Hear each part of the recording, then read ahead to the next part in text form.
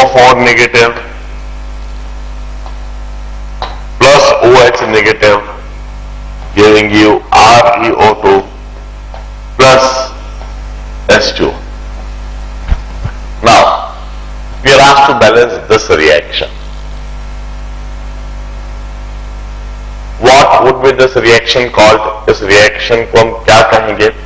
सबसे पहले यह देखते हैं किसका ऑक्सीडेशन किसका रिडक्शन हो रहा है. Hydrogen reactant side gaseous state में है, जीरो ऑक्सीडेशन स्टेट पर है.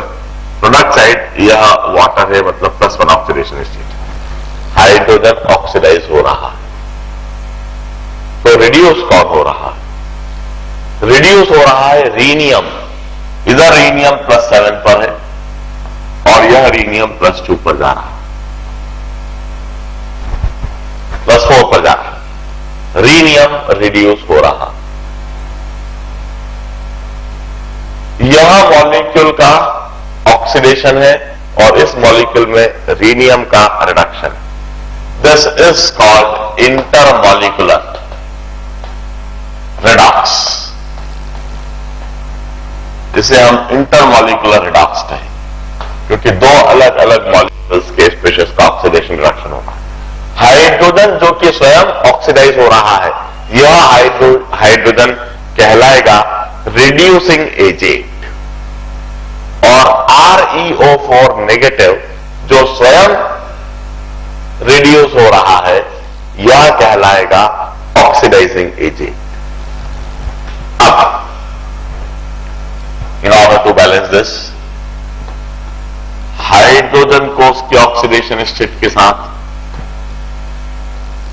और इधर भी H2 को उसके ऑक्सीडेशन स्टेट के साथ, इधर भी अंडरस्टेट H2 में लिखूंगा, इधर भी H2 लिखूंगा. और दूसरे रिएक्शन में Re+7 giving you Re+2, rhenium +7 से +2. अब हाइड्रोजन 0 से +1 पर जाने के लिए 2 इलेक्ट्रॉन को बाहर निकालेगा, यहां ऑक्सीडेशन हो गया. और रीनियम +7 से +4 पर जाने के लिए 3 इलेक्ट्रॉन को एब्जॉर्ब कर लेगा. रिएक्शन को बैलेंस करने के लिए हम इसे 2 से मल्टीप्लाई कर दें, इसे हम 3 से मल्टीप्लाई कर दें. 6 इलेक्ट्रॉन्स को हम कैंसिल करेंगे इस तरह से. और फिर बेसिक स्केलेटन रिएक्शन हम लिख देते हैं. और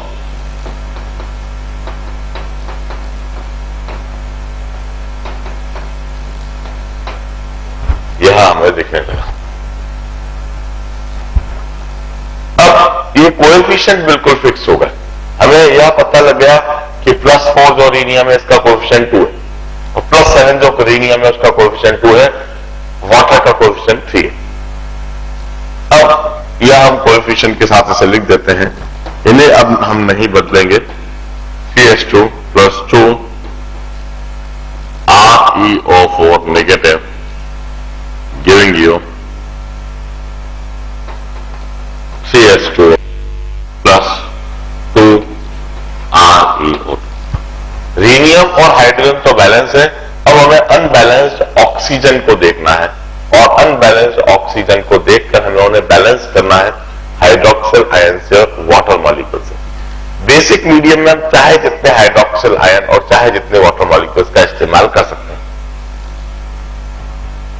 2 into 4 8. 8 oxygen atoms are on reactant side. 3 plus 4 7. We have got 7 oxygen atom on product side. It means on reactant side we have 1 oxygen atom in addition. Reactant side एक oxygen atom ज्यादा. Reactant side एक oxygen atom को देखकर जो तरीका है, reactant side ही एक water molecule डालेगी और प्रोडक्ट साइड उसके डबल हाइड्रोक्सिल आयन डाल देंगे. This is how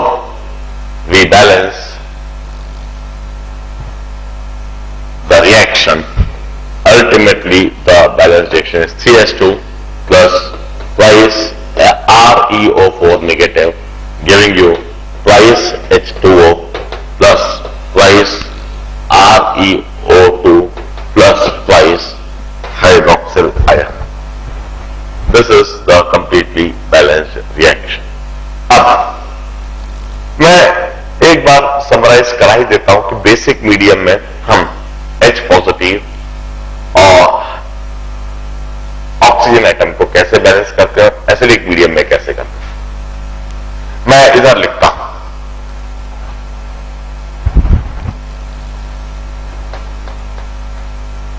in basic medium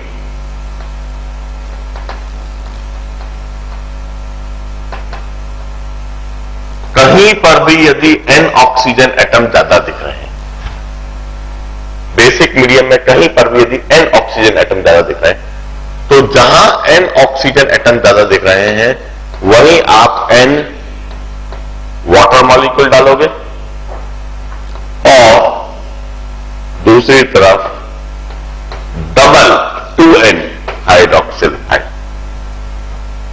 इस तरीके से N ऑक्सीजन एटम बैलेंस हो जाएगा। और कहीं पर भी यदि N हाइड्रोजन ज्यादा दिख रहे हैं तो जहां N हाइड्रोजन ज्यादा है वहीं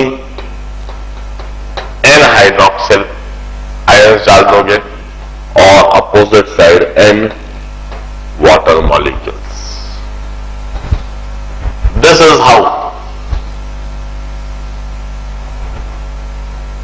we balance the reaction in basic medium.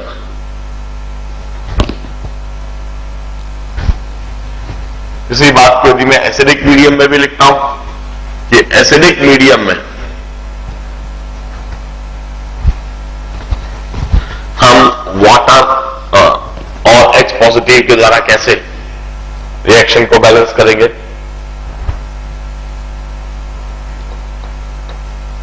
In acidic medium कहीं पर भी N हाइड्रोजन ज्यादा है तो बिल्कुल साधारण सा तरीका है, अपोजिट साइड आप NH पॉजिटिव डाल दीजिए।